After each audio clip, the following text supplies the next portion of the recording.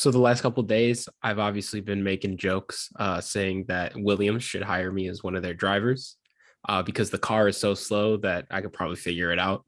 I just want to issue a public apology to Williams. Uh, they had a decent race today, but that being said, McLaren, call me.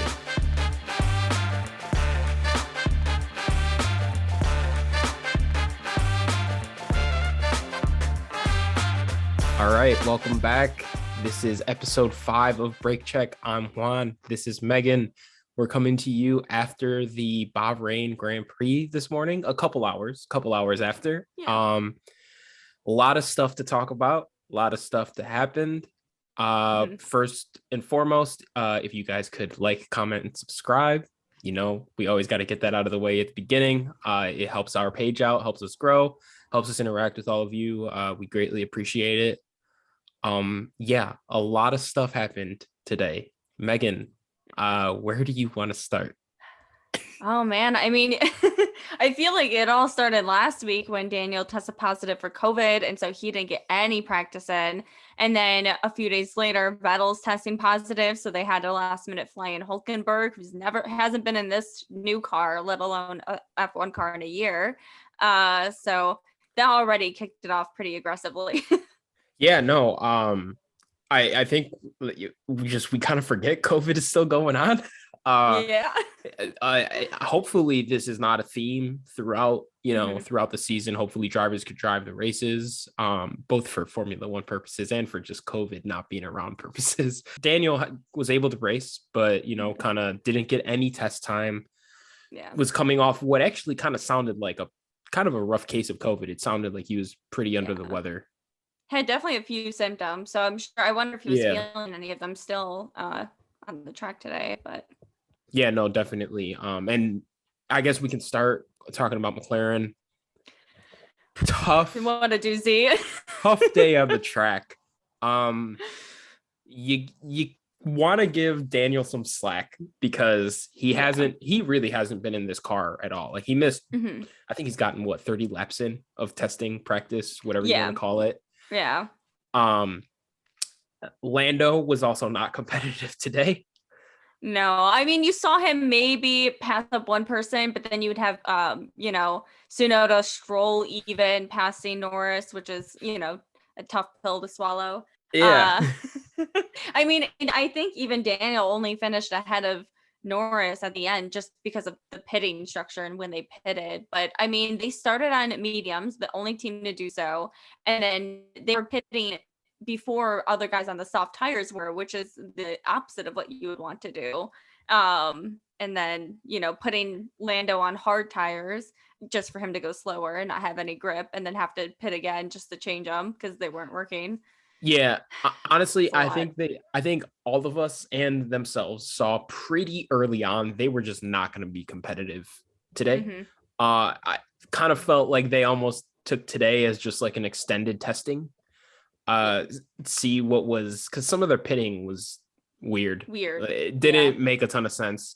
So I thought maybe they're just kind of just being like, hey, you know what? Let's just take the L today. It is what it is. Whether we finish 13th or 20th today, it's not going to matter. So hopefully they got some more data on the car. Daniel was able to get a little more familiarized. I don't expect them to be that slow all year. No. Maybe we have to tailor off some expectations of theirs, but we should see some improvement, hopefully starting next week. I mean, you look at Ferrari last season and they started off not bad, but they, were definitely behind McLaren. And by the end, they were well ahead of McLaren. So I'm kind of hoping, by, race 3 that McLaren's picked it up a little bit. But to see both Haas and Alpines and at some point AlphaTauri, all of them were ahead of McLaren for pretty much the entire time. That hurt. Yeah. And maybe you think differently.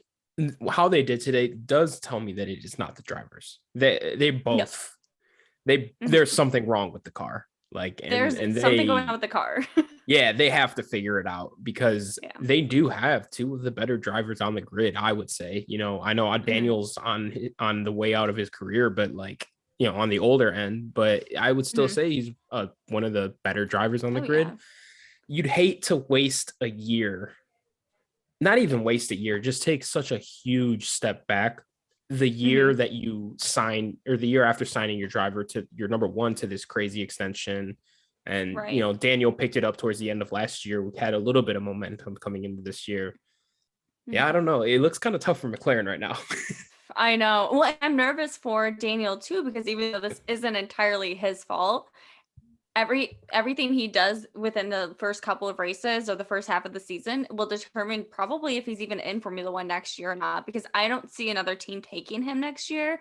And McLaren has plenty of other reserve drivers right now that they can look at. So I'm curious to see what they do. I would obviously love for them to sign him on again, but if he isn't like kicking it off, right off the bat, it might be over for him. So Yeah, no, definitely don't want to see a driver lose a seat, just because their car is not working.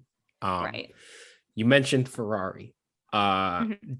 didn't look that strong last year at the start. Today they go one Mhm. two. Right. They Beautiful. they look fast. Leclerc Hmm. led the race essentially wire to wire. Yeah. Max pushed him a little bit in the Hmm. middle there. We can talk about that later. I have some thoughts on Max Okay, today. yeah. uh, what did you think about Ferrari? I mean, what is there to think Yeah. other than I mean, that was great? yeah, it was a perfect performance. I think they both did the absolute best that they could. And even Sainz, like he held his pace so well and was pushing the entire time. I mean, there was really no competition against him the entire time because he held it off. Was very strong.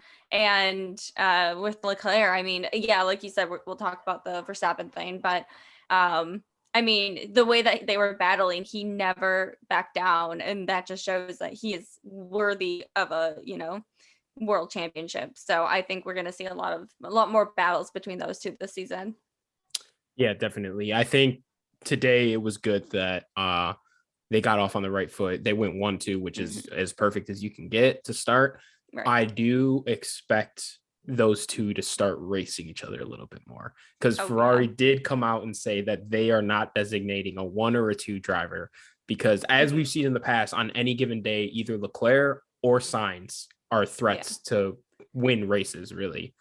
Mm-hmm. I think it'll be interesting to see how that dynamic kind of develops down the line. Sainz isn't gonna be happy with Back second. down. He's No. gonna want to go after Charles at some point. So I'm interested to see how that goes. Yeah, and I mean, you saw how close they were last season, and Sainz ended up on top, and I think that was a real showcase for Sainz' performance and what he's capable of. So I like that they're giving them an opportunity to do that without having to sacrifice their performance.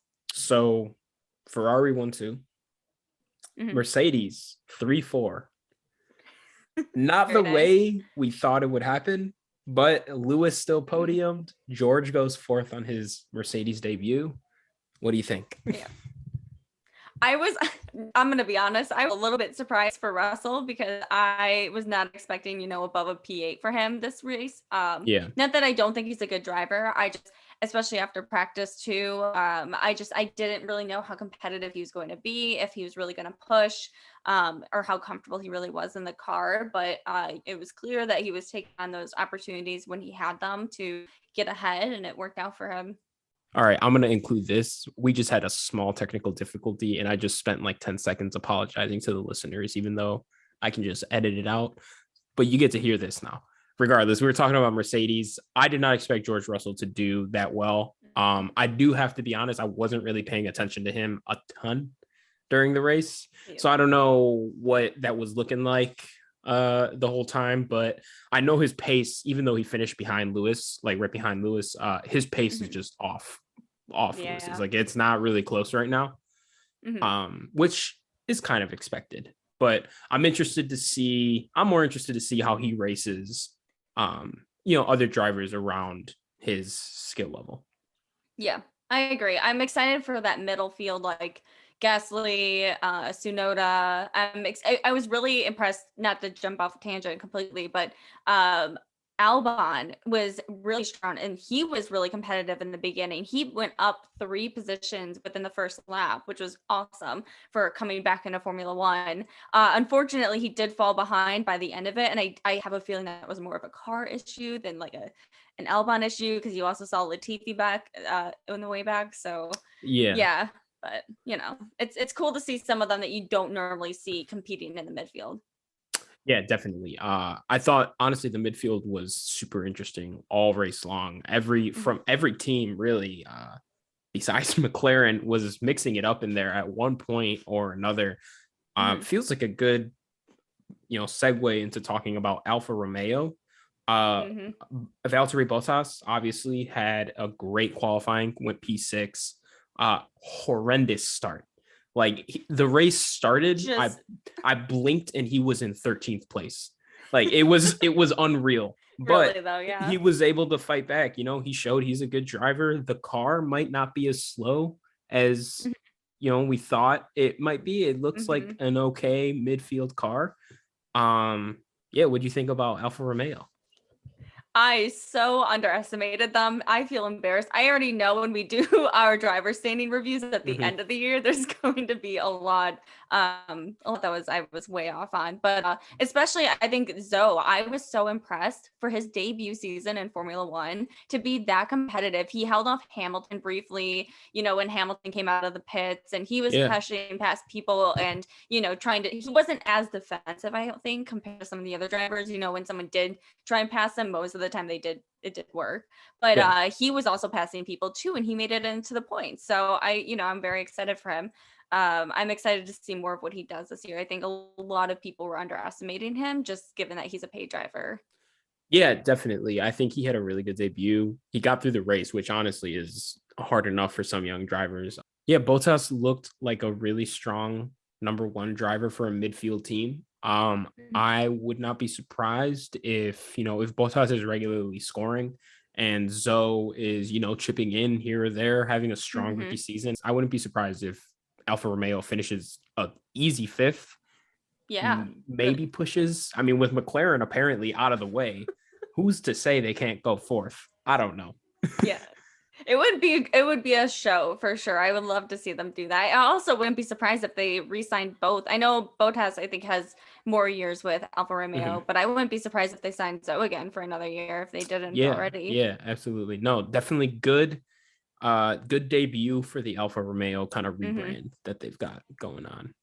Another team that surprised both of us a little bit, maybe not Megan, because you're a big Mick fan and you're a big Kevin Magnussen fan. So I am a maybe you didn't expect this, but you were definitely manifesting this all week. Yeah. Haas looks like a legit team. I'm impressed. I did not expect Haas, even with Kevin coming in. I was like, oh, cool. Maybe they'll get, P15 once or twice, or make it, into the maybe they'll, make it into the final qualifying or whatever, they'll get something. But I did not expect both of them to be so competitive throughout this race, let alone Kevin he was P7 the entire time, just managed to keep it, was very defensive and fighting to keep his position, and then ended up P5 because of, Red Bull DNFing at the end. But even Mick, like, he almost had his first points in Formula One. It didn't work out for him, but he showed promise, I think so. It's actually funny. Right after the crash, Megan texted me, was like, oh my God, Mick's P10, he's gonna score his first points. And I think I said he's gonna get passed up by a couple of people. And you were like, no. They started the race back up and he just immediately fell to like 13th. I felt so bad. But he did come back, finish P11. Kevin Magnussen, who is our driver of the week. I think what he did in that Haas car, which is another one that is probably not as slow as we thought it was going to be. Right. I'm curious to see if he's going to be in that like top 7 every race. I would hope to see it's consistent and it's not just like, that first, race luck or whatever. But they're way more competitive. They must have a really good unit. And hopefully, and they've got 2 good drivers. So I'm excited for them. Okay. So that leads me, I have a question for you. Okay. And I want to ask you because you're a much bigger Mick Schumacher fan than I am. Right. I don't dislike Mick Schumacher. I think he's maybe not as good as a lot of people think. Regardless, I digress. Kevin Magnussen is going to be scoring points all season. It appears. Yeah. I think Mick in the past has had the safety net of being in a slow car. Right. And I think the driver performance disparity is going to be the biggest on Haas. Mm-hmm. How much leeway does Mick get throughout the season if Kevin is pushing top 5, top 10? Yeah. If Kevin is scoring points every race and he is just not. What do you think that dynamic looks like moving forward? Ooh, that's tough. I mean, I know for sure Netflix is going to eat this up. They're going to eat this duo up. They're going to love this story. Yeah. For the drama. But I don't think he really gets that much leeway. He has, his first year with Haas. This is his second year consistently with the team. Kevin used to race with Haas, but he's been out of it for a year and came in and got P5. So I think that puts a lot of pressure on Mick, and I hope that he uses that. He has a past of not doing great his first year in a new grid, and then his second year performing great. So I think he has the skill set. I think he just, I think now that he has someone to challenge him, it might, maybe push him a bit more. Yeah, definitely. I would like to see him. I do think Kevin is a driver that is in his prime. I would say. I know he's been out, but he's clearly still got it. Mick is obviously still learning, but I would like to see him pushing for points a little bit more this year. And I think if the end of the season comes and Kevin Magnussen is pushing or scoring regular points and Mick is still kind of struggling, I don't know if I'm Gunther, I'm just like, all right, let me think about this a little bit. I mean, honestly, I don't know who Haas would really truly put in instead of Mick. I guess it really depends on how poorly Mick does in comparison to Kevin. I think it'll really depend, but I think Mick has a lot of potential. Ferrari put him as one of their reserve drivers, so I think that kind of says a lot too. Just knowing that Ferrari kind of has their eye on him too. Not that I think he's going to go to Ferrari anytime soon. I mean, you have two amazing top tier drivers. You should hold on to them at all costs. But I think, as long as Mick can pick it up a little bit, he still has a seat.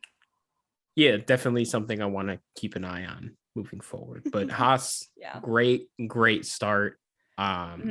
Excited to see how they do the next couple of weeks, respond to the little bit of success that they've had. Now, one team that I don't think any of us expected to double DNF this first race is Red Bull, of course. Juan, do you have any initial thoughts on how that went? Because it was going, one way for the majority of the race, and then at the very, very end, quickly changed. Yeah, look, we all know how I feel about Checo. Love the guy. There always has to be one Mexican driver in F1. McLaren, call me. I respect Max as a driver and I respect Red Bull as a team. What they've put together the last, 6-7 years, they're a great team. I think, obviously there's something wrong with the car. They need to fix it, but, and they will. They'll be fine. They'll be back competing for wins. They'll be back competing for constructors. Max will be competing for the drivers' championship. Today was definitely an anomaly. What I did see that was maybe a weakness of Max's is he gets mad that Netflix portrays him as this or the media portrays him as that. Max is insanely hot-headed. Very. To a detriment. He was basically ego challenging Leclerc for the lead over and over and over and just frying his brakes. He ruined his tires. Ruined his tires. And his team's trying to set him up to be in position to win at the end of the race. What good is it if he takes P1 in the middle of the race just to destroy his tires doing it and just hamper himself for the rest of the race? his radio was kind of rough to listen to today. He was really Yeah. combative, just super hot-headed. It's something that, obviously when things are going wrong, it's harder to keep your composure, but Mhm. not like the most encouraging thing I heard No. today. It gave me flashbacks to Lando in Sochi last year Yes. with when they were asking if he wanted to switch to the what tires, and he was like, "Shut up!" Like, no, it was kind of like, Yeah. "Oh wow, okay." So there, I mean, I understand it's a lot of pressure, but to hear Max yelling at them while they're trying to calmly ask him, what's going on specifically with the car that he's feeling, let alone him locking out, competing against Charles when he should have been saving his tires a little bit more and using those opportunities at the right time. Yeah, I agree, I was a bit of taken aback. So I'm not a Max hater by any means. I think he's a very strong driver. Yeah, I think the way that today went just showed Charles had a really strong head on his shoulders today and Max didn't. And ultimately, I think either way, even if that car didn't die at the end, I think Charles would have won and he should have won just given the way that they performed today. Yeah, absolutely. And I mean, you're Red Bull. You're not like a midfield team that Mm-hmm. is trying to preserve scoring points. Like Red Bull is going to try and win and put you in a position to win. Christian Horner is never going to Mm-hmm. go for second. So Mm-hmm. if your team is telling you something, it's probably because they've got a good idea of what's going on. And obviously the drivers are going to have opinions on what happens, but even when Hamilton gets told to, like today, he got told to pit early and he didn't like the decision, but he went in and was at least like, hey guys, like, I don't know, that was a bit early, don't you think? Just had like a regular conversation.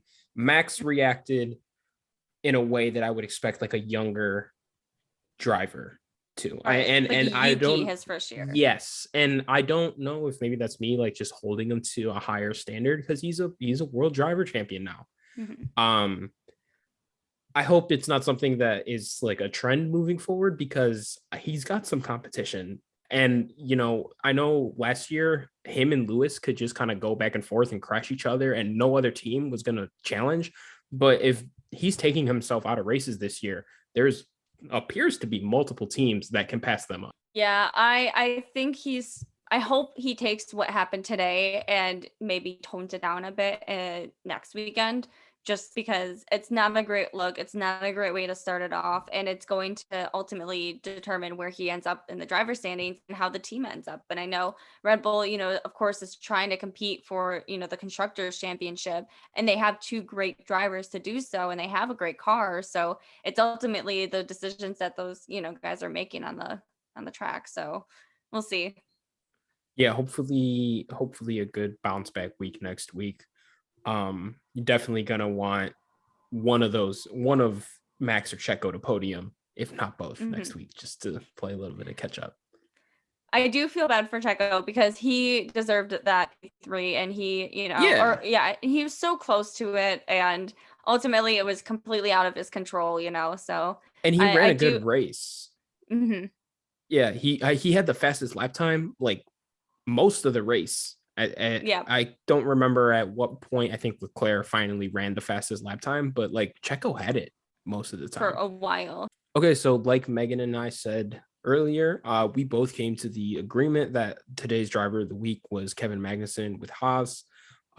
Came in last second replacement. Well, not last second, but came in as a replacement for Nikita Mazepin, who was out because of everything going on in Ukraine. Kevin had a great race, great weekend, qualified well as Mhm. well. We just kind of wanted to go over other drivers that we kind of considered for driver of the week this week, even though we both were pretty decided on Kevin. Mhm. Yeah, my early contender was Zoe for sure. I was so impressed by him being so defensive on the track and going up so many points. He didn't start fairly high, not bad, but he wasn't obviously in the top 10. And then to end up making it into the top 10, I thought was really impressive. Just his debut race in Formula One. It was one of the best debut races I think a driver's had in a while. Yuki had a good one as well last year, but other than that, there haven't been that many. So I thought it was, a great performance on his part. And then Tsunoda as well. Tsunoda went up 4 in the first lap, and he was pretty defensive as well against Bottas. So pretty proud of that for him. Yeah. I definitely thought Yuki had a really good race. He was one of the guys I considered. I going into the race, I thought I would be considering Bottas. He finished strong, but his start was really bad, so that kind of took him out of it for me. I thought Pierre Gasly was having a really good race until his car lit on fire. Yeah. Charles Leclerc, obviously race winner. I do want to give a shout out to Lewis Hamilton.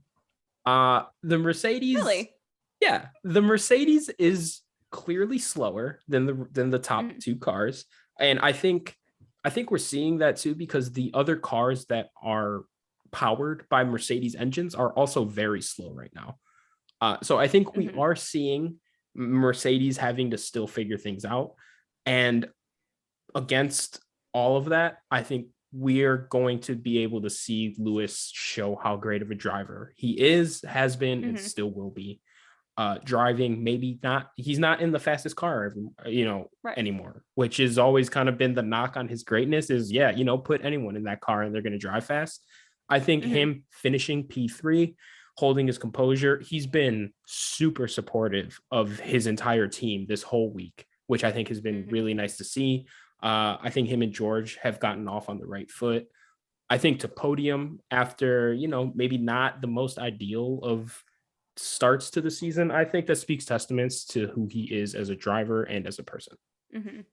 Yeah, no, I'm actually very excited to see him this year in the Mercedes, especially after everything that happened last year. I think knowing that these cars are a little bit more neck and neck, we'll really be able to see him perform. And you can't really necessarily, like you said, you can't say that he's in the best car, because it's clear Ferrari kind of has the best car this year as of right now. So it'll be great to kind of see him, compete for that championship, as he would and as he will, with something that maybe people didn't expect for this year.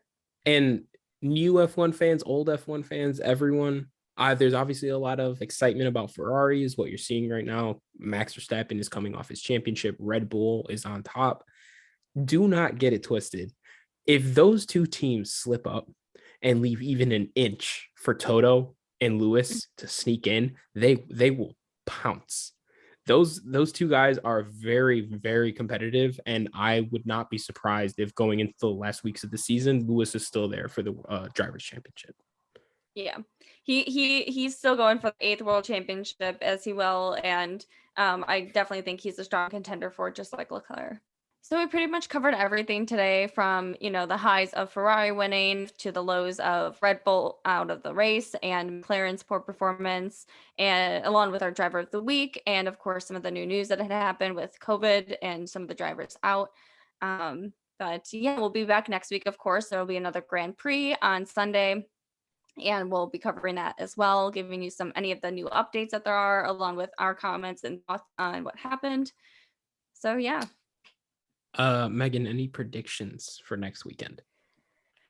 For next weekend, I think Verstappen's coming with a vengeance. I think he will be on, one of the top 3. Maybe he might score a win next weekend. I see Hamilton up there again as well, and maybe making the points. We'll wait and see. If you made it this far, thank you. If you didn't, you're not hearing this. But we'll talk to you guys next weekend. This was fun. This was our first race recap. We were saying this was a lot easier to do than the previous episodes where we were just going on monologues. But excited to get the season going. It was a great first race, and can't wait for next week. Till next time.